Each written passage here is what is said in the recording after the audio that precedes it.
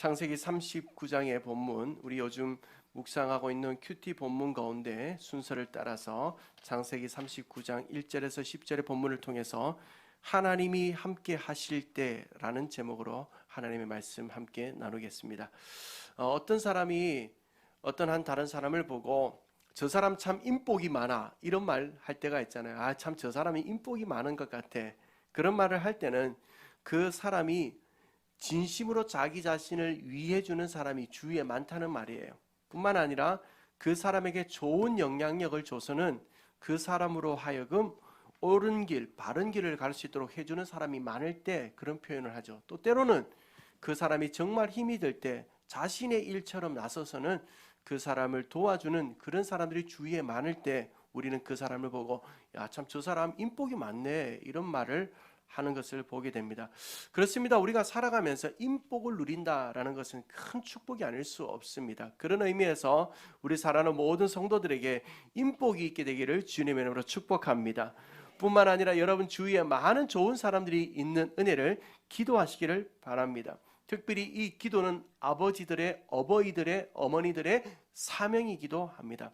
여러분 우리가 우리 자녀들을 위해서 여러 가지를 기도할 수 있겠지만 특별히 우리는 우리 자녀들을 위해서 인복이 있기를 기도해야 돼요.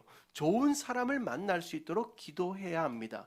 왜냐하면 우리 자녀들이 믿음의 사람을 만나고 건강한 정신과 삶의 태도를 가진 사람을 만나고 인생에 대해서 발전적이고 건설적인 삶의 태도를 가진 사람을 만나면 우리 자녀들은 믿음 안에 거예요. 그리고 좋은 영향력을 받아 사회에 좋은 인물로 세워지게 됩니다. 그러나 그렇지 못할 때는 역반응적인 일들이 일어나는 거죠. 그래서 어버이들의 사명은 뭔가 우리 자녀들이 좋은 믿음의 사람들 만나고 건설적이고 발전적이고 성실하고 정직한 사람 만날 수 있도록 기도하는 그 인복을 위해 기도하는 일도 우리 어버이들의 사명이라는 사실을 기억할 수 있게 되기를 주님으로 축원합니다. 여러분에게 인복이 있게 되기를 축복합니다. 여러분의 가정의 자녀와 자녀 인생 가운데 하나님의 인복이 주어지기를 주님으로 축원합니다.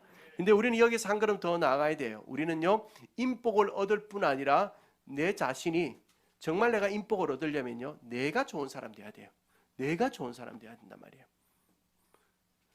여러분을 만나는 사람이 여러분을 만남으로 말미암아서 내가 정말 좋은 사람 만났다라고 그런 고백을 들을 수 있는 인복을 나눠주시는 하나님의 사람들 되기를 주님의 이름으로 축원합니다.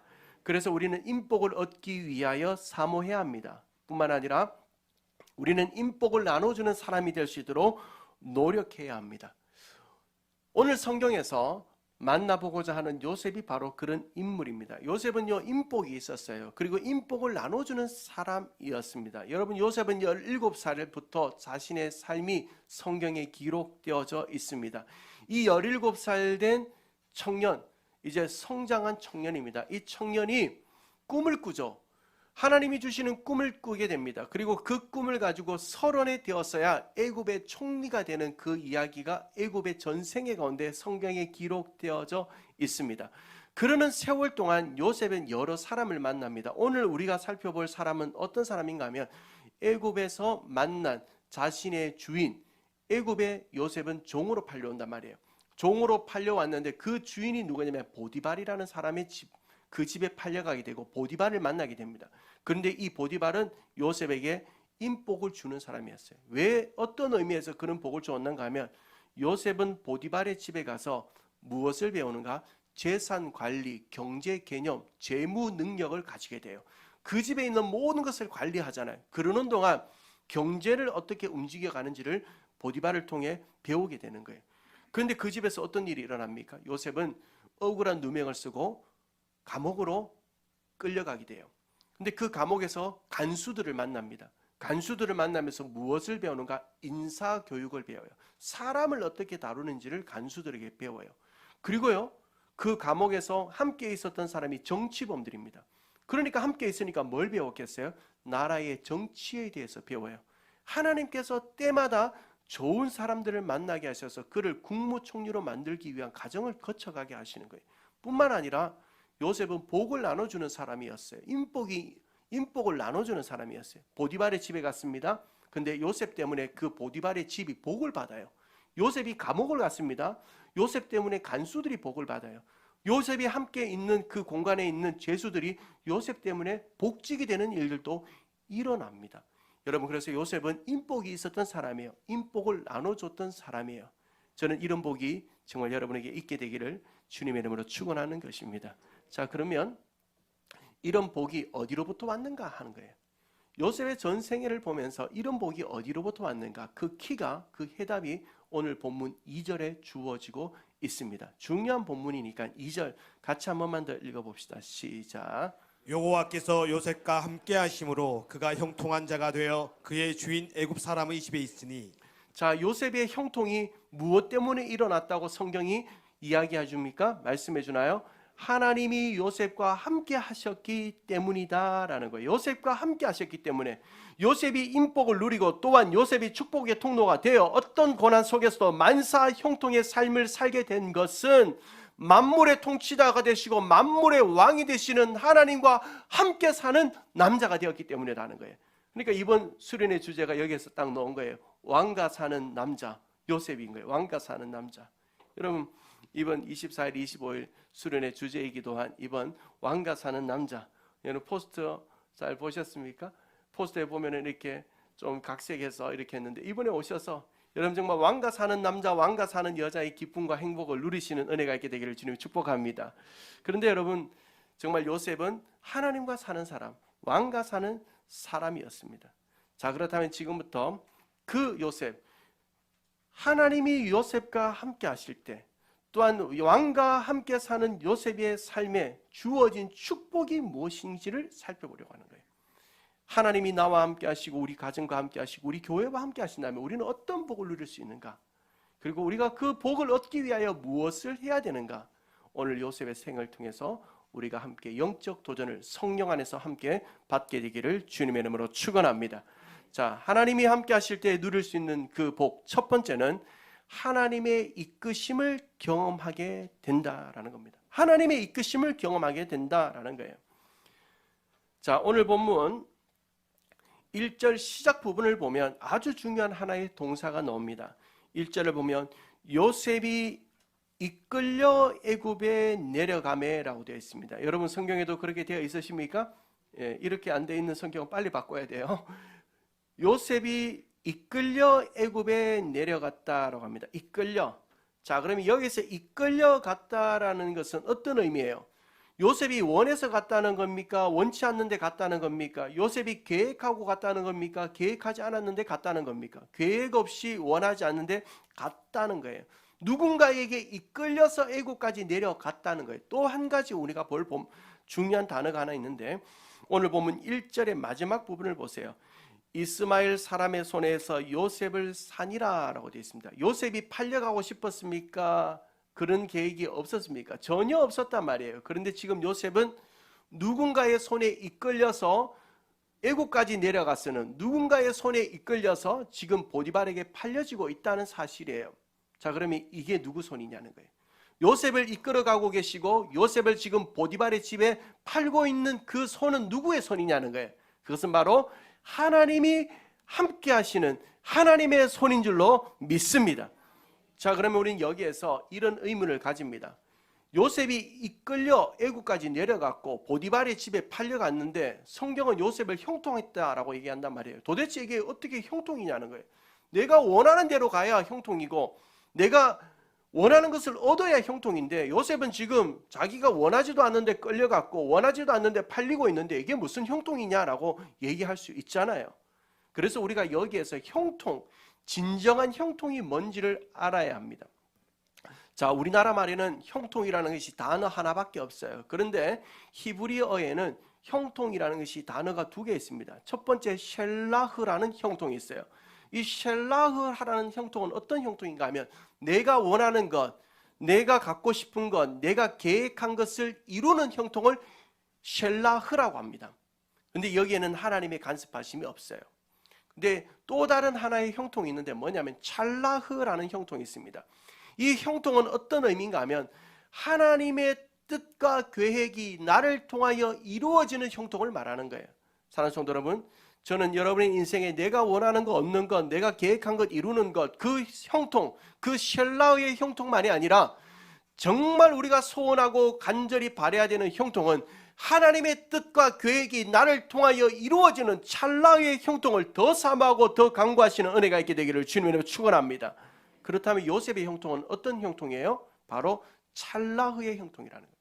하나님께서 지금 요셉을 이끌어 애굽으로 내려가게 하시고 또한 보디발의 손에 그 요셉을 팔고 있는 이 형통은 하나님의 뜻과 계획이 요셉을 통하여 이루어지고 있는 형통을 얘기하는 거예요. 이런 형통이 지금 이 순간에만 일어나는 거 아닙니다. 요셉의 생애를 우리가 잠깐 생각해 볼까요? 자, 요셉은 형들에 의하여 질투심을 유발하게 했습니다. 형들 일하고 있으면 가서 돕지는 않고 집에서 막 놀고 있단 말이에요. 그러니까 형들이 막 싫어했어요. 그리고 또 형들이 조금 놀려고 하면 그거 아빠한테 막 일러주고 이랬단 말이에요. 그러니까 형들에게 질투심을 많이 가졌습니다. 미움을 받았습니다. 심지어는 어느 날 자기는 꿈을 꾸었다 하면서 막 얘기하니까, 자기 꿈을 얘기하니까 얼마나 얄밉던지요. 그래서 형들이 요셉 이거 죽여버리자, 이 동생 죽여버리자 이렇게 되었죠. 그래서 요셉을 죽이려고 형들의 마음을 모았습니다. 근데 형들이 그 요셉을 죽이려고 하는 찰나에 르벤이라는 한 형이 요셉 죽이지 말자, 저 구덩이에 던져 넣자 합니다. 여러분 생각해 보세요. 다 마음을 모아놓고는, 형들이 동생 죽이기로 마음을 다 모아놓고는 왜 느닷없이 르벤의 마음이 딱 바뀌냐는 거예요.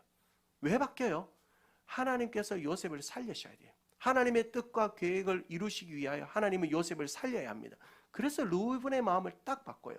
그래서 르벤이 앞장서서 요셉을 구덩이에 던져 넣게 합니다. 근데 그 구덩이는 어떤 구덩이였는가? 우리 금요일에도 살펴봤잖아요. 창세기 37장 24절에 보니까 그를 잡아 구덩이에 던지니 그 구덩이는 빈 것이라 그 속에는 물이 없었더라. 여러분 성경이 여러분 그 구덩이에 물이 있었는지 없었는지까지 기록하는 책입니까? 아니란 말이에요. 근데 성경이 그 구덩이에 물이 없었다라고 기록하고 있는 것은 의도가 있어요. 이유가 있어요. 왜?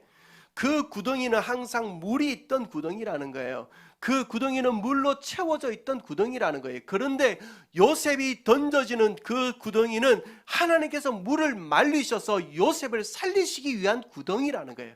그러니까 그 구덩이에는 물은 없었지만 하나님의 계획과 하나님의 뜻과 하나님의 섭리와 계획하심이 그 속에 가득했다는 거예요. 그 구덩이에 요셉이 던져지죠.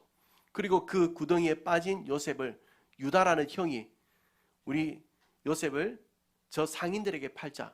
그때 때마침 상인들이 오는 거예요. 여러분 만약에 상인들이 그때 안 왔다 일주일만 구덩이에 있었으면 요셉 죽어요. 근데 하나님께서 그 상인들을 그 타이밍에 딱 보내요. 그리고 유다의 마음을 움직여서 그 요셉을 그 상인들의 손에 팔게 합니다. 그리고 그 상인들은 그 요셉을 데리고 와서 이제 애굽까지 와서는 보디발의 집에 팔게 해요. 왜 보디발의 집에 넘기고 있습니까? 요셉을 종으로 넘기는가? 조금 전에도 말씀드렸지만 그 보디발의 집에 가서 요셉은 이제 바로 왕을 만나야 돼요. 보디발의 집을 통해서 재정 교육을 받고 앞으로 인사 교육을 받고 또한 정치 교육을 받아서 이제 장차 바로 왕을 만나서 그 왕의 제일 다음 순서 권력을 가지는 국무총리가 제2인자 국무총리로 하나님께서 요셉을 세우시기 위하여 이 모든 과정을 계획하시고 하나님께서 요셉을 이끌고 계신다는 사실이에요. 이것이 누구에게 주어지는 복입니까?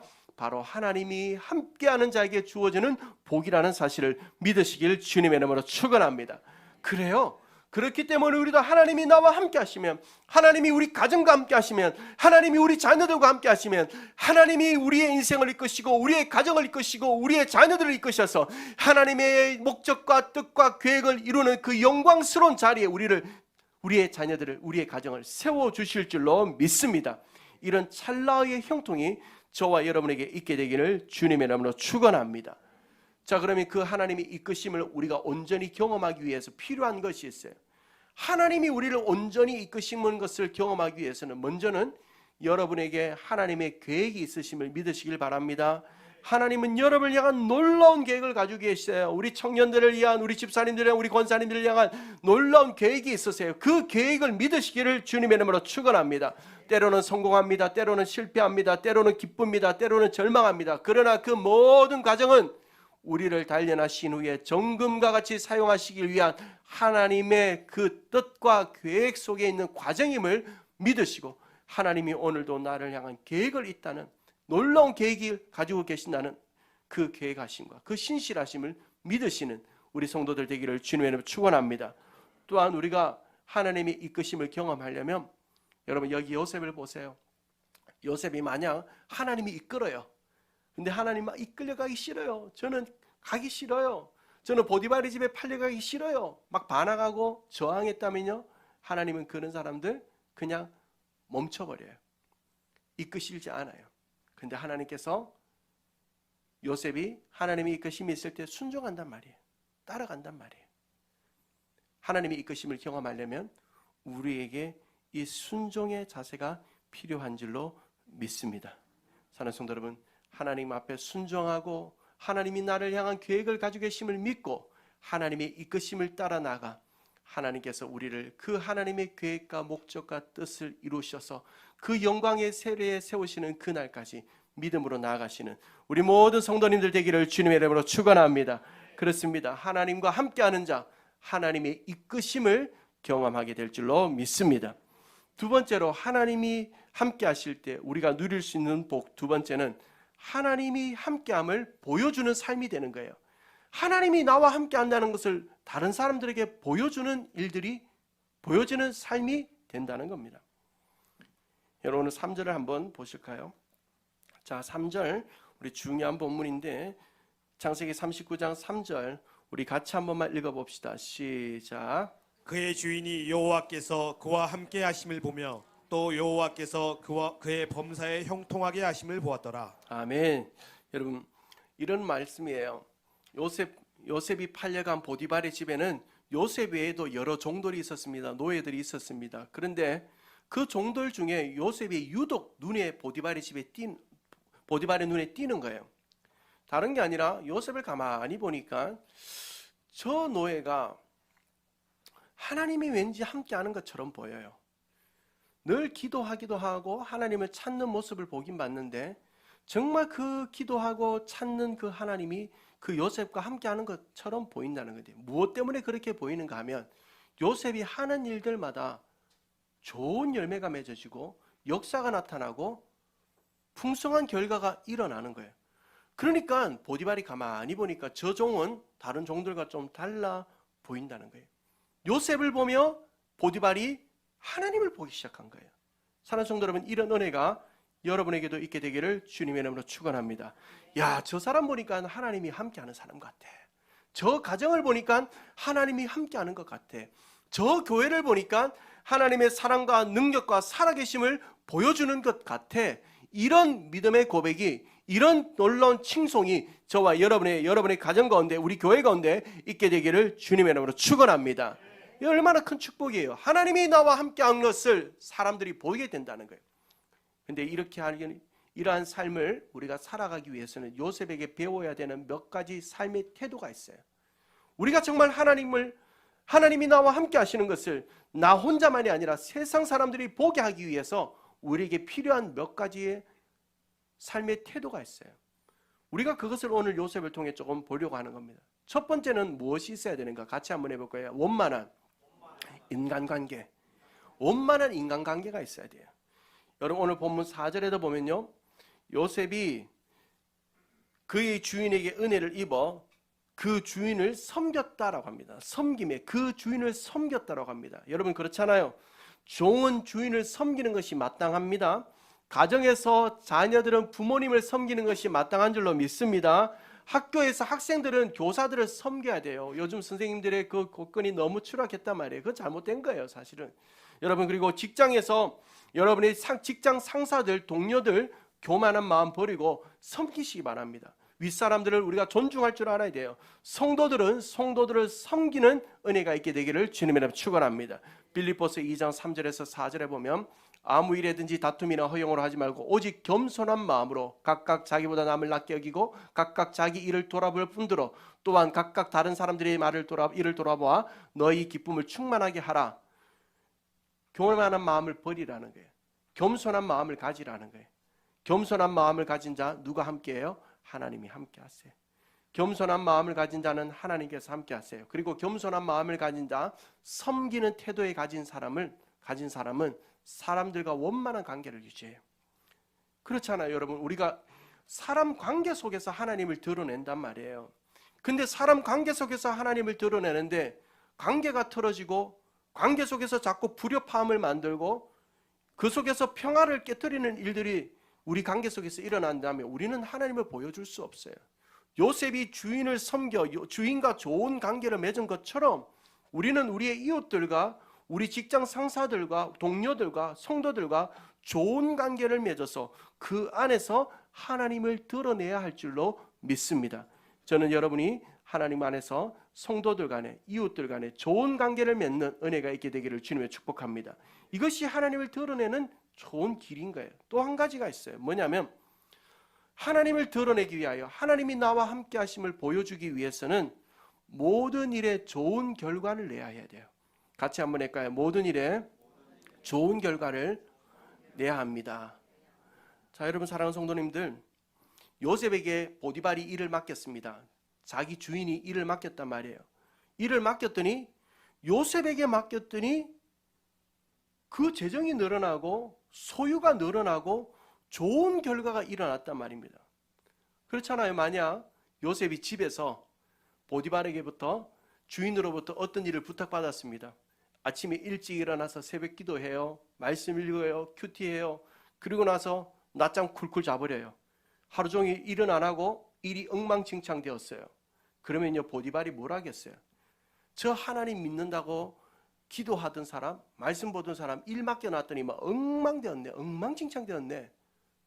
하나님이 세상에서 업신여겨지고 무시당하는 일이 되는 거예요. 저와 여러분은 하나님께서 우리에게 맡기신 일들이 있어요. 세상에서, 가정에서, 교회에서 맡기신 일들이 있어요. 그 맡은 일에 좋은 열매를 맺을 수 있도록 힘을 써야 돼요. 그것이 하나님을 드러내는 일이에요. 그러면 좋은 일을 결과를 내려면 뭐 해야 되는가? 먼저는 성실해야 돼요. 사랑하는 성도 여러분, 이 자리는 특별히 젊은 집사님 또한 우리 젊은 청년들, 여러분이 성실할 수 있게 되기를 주님의 이름으로 축원합니다. 성실하지 않고 성공하는 사람은 절대 없습니다. 성실하지 않고 성공은 오히려 우리에게 독이 됩니다. 성실해야 돼요. 자기에게 맡은 일에 성실해야 됩니다. 또 한 가지 우리가 좋은 결과를 내려면요, 여러분이 맡은 일에 필요한 능력을 갖추시기를 노력하시기 바랍니다. 일 잘하는 사람은요, 일 잘하는 사람은 하나부터 100까지 있으면 1부터 100까지 중에 뭐를 먼저 해야 되는지를 알고 핵심을 딱 찾아 들어가서 일을 시작해요. 일 못하는 사람은 어떻게 하세요? 일단 무조건 1부터 해보자는 거예요. 그러다가요, 엉망진창 되어요. 뒤죽박죽 되어요. 그래서 함께 일하는 사람들 오히려 힘들게 만들어버리고 좋은 결과도 내지 못하죠. 그런 의미에서 저는 우리 성도들이 하나님께서 맡기신 그 일, 내게 맡겨주신 일인 줄 알고 그 일을 잘하는 능력을 구하시기 바랍니다. 일머리도 하나님이 주시는 줄로 믿습니다. 여러분, 우리는 내게 맡겨진 일들을 통해서 좋은 결과를 내어 하나님께 영광 돌려야 돼요. 또한 우리가 세상 사람들에게 하나님을 보여주기 위해 우리에게 필요한 것이 뭔가 하면 투명함과 정직함이에요. 뭐와 뭐다? 투명함과 정직함이에요. 여러분 생각해 보세요. 요셉이 지금 보디발의 집에서 열심히 일을 하고 있어요. 그런데 열심히 일을 해서 소유가 늘어나고 재산이 늘어난다고 요셉의 주머니에 뭐 하나 들어옵니까? 안 들어온단 말입니다. 그래서 요셉이 화가 나서 어느 날, 내가 이렇게 해봤자 내한테 돌아오는 거 하나도 없는데 내가 뒷주머니 차야지, 횡령하고 빼돌려야지 마음을 가졌어요. 그러면 요셉은 하나님 드러낼 수가 없어요. 내게 맡겨진 것 정직하게 투명하게 관리하는 거예요. 돈은 누구에게 맡겨요? 아무에게나 안 맡깁니다. 투명한 사람, 정직한 사람에게 맡깁니다. 요셉은 투명하고 정직하게 자신의 일에 충성했던 것을 보게 됩니다. 요셉이 보디발의 집에서 자신과 하나님이 함께함을 보디발의 집의 사람들에게 보여줄 수 있었던 것은 요셉의 인간관계 때문이에요. 요셉의 좋은 결과를 내는 성실함과 능력 때문이에요. 요셉이 모든 일에 투명하고 정직했기 때문이에요. 사랑하는 성도 여러분, 저와 여러분에게도 이런 은혜가 있어져서 우리의 삶의 자리에서 하나님을 세상 사람들에게 보여주게 되기를 주님의 이름으로 축원합니다. 이것은 개개인에게도 그대로 적용됩니다. 내게 주어진 일, 하나님이 맡기신 일인지 믿으시기 바랍니다. 직장의 일이든 사업의 일이든 가정의 일이든 교회의 일이든 하나님이 맡기신 일인지 아시기 바랍니다. 그리고 나와 함께 일하는 사람들, 좋은 그 동료들, 하나님께서 보내신 믿음의 동력자인 줄 믿으시기 바랍니다. 그들과 원만한 관계를 맺으세요. 그리고 여러분이 어떤 일을 하다가 실수할 때가 있습니다. 사람은 실수할 때가 있어요. 그때마다 정직해야 돼요. 내가 실수했습니다. 죄송합니다. 다음부터 다시 하자. 실수가 반복되는 건 실력이에요. 그래서 실수를 줄여가야 돼요. 실수를 줄여가며 실력을 갖추어 내게 주어진 일들을 잘 해내세요. 그로 말미암아서 내가 하나님과 함께하고 하나님이 내게 지혜를 주시고 능력을 주셔서 이런 일을 감당할 수 있다고 세상 사람들에게 하나님을 드러내는 하나님의 사람들 되기를 주님의 이름으로 축원합니다. 이것은 교회에도 그대로 적용돼요. 사랑하는 성도 여러분, 교회 안에서 늘 싸워요. 만약 교회 안에서 만나면 다른 사람 욕해요. 교회 안에서 헌신할 사람, 좀 이 일들을 놓고 헌신할 사람 하면 전부 다 고개 숙이고 이리저리 도망다녀요. 또 때로는 교회만 신경, 내 교회만 신경 써요. 세상이 어떻게 되든 내 교회만 잘 되면 돼. 이렇게 살아간다면 그 교회가 아무리 예배를 많이 드린 듯 사람들이 많이 보인 듯 세상 사람들에게 하나님을 보여줄 수가 없습니다. 세상 사람들은 어떤 모습을 통해 교회가 하나님이 계심을 보는가? 서로 사랑하는 모습이에요.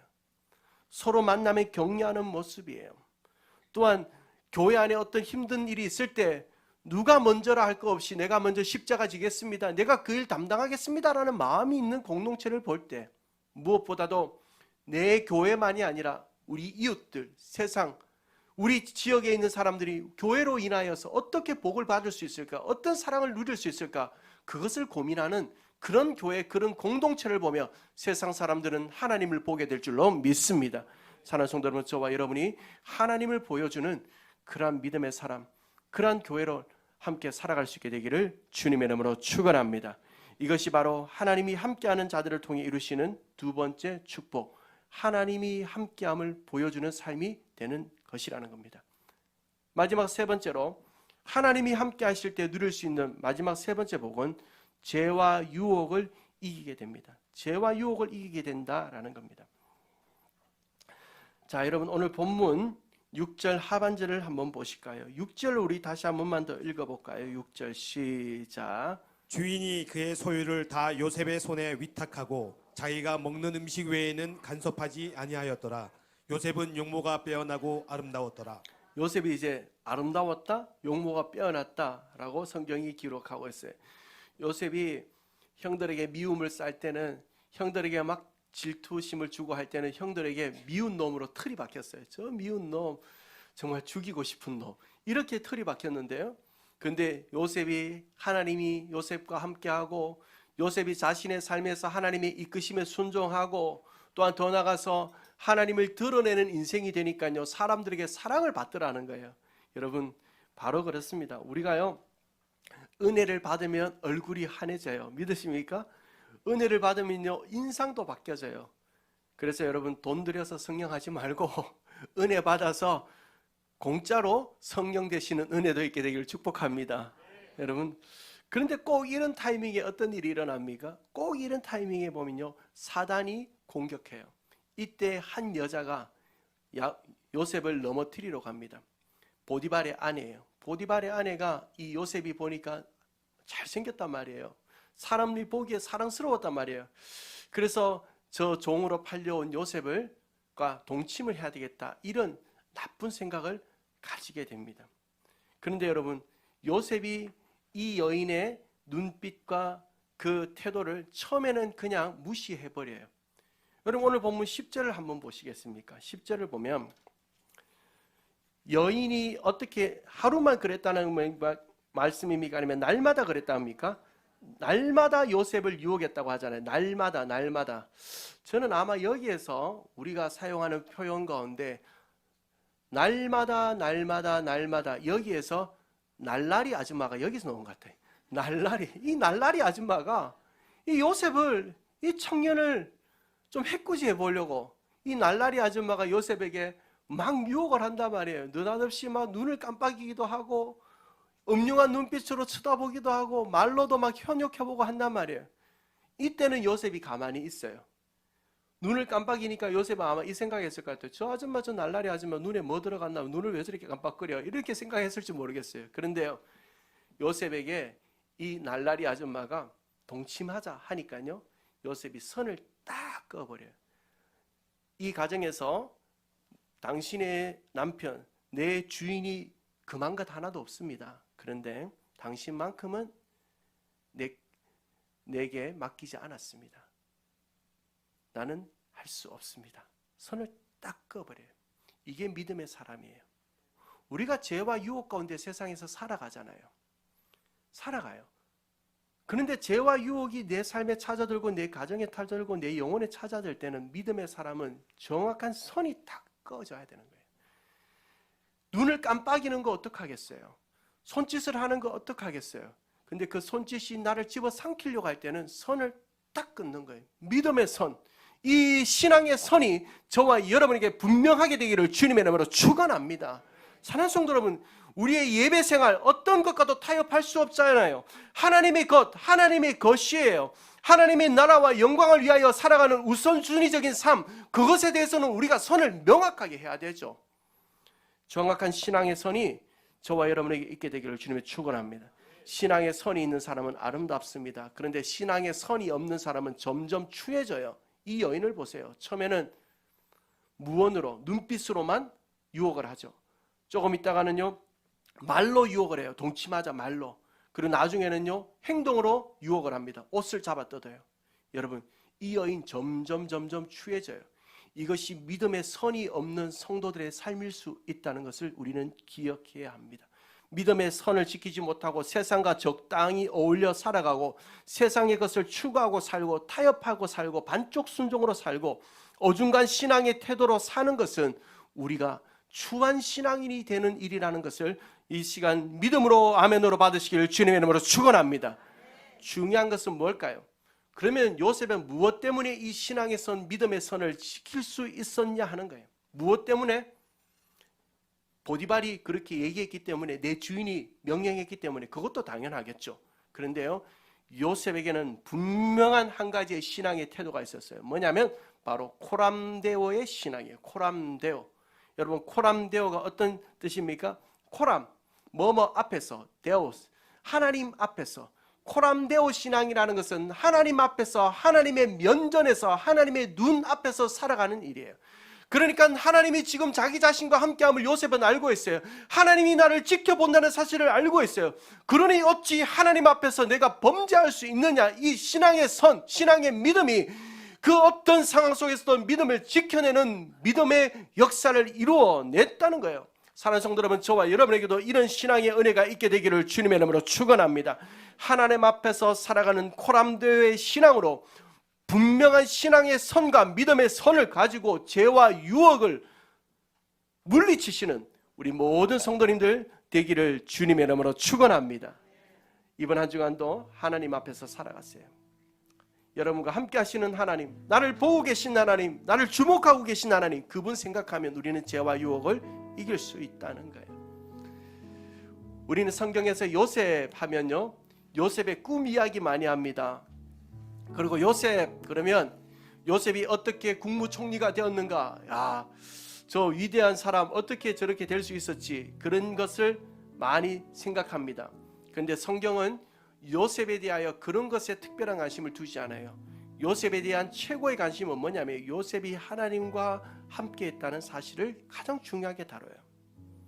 왜냐하면 하나님이 함께하는 사람은 하나님이 이끄심의 삶을 살고, 하나님이 함께하는 사람은 어떤 삶의 자리에서도 하나님을 보여주는 삶이 되고, 하나님이 함께하는 사람은 죄와 유혹으로부터 승리하는 삶이 되기 때문입니다.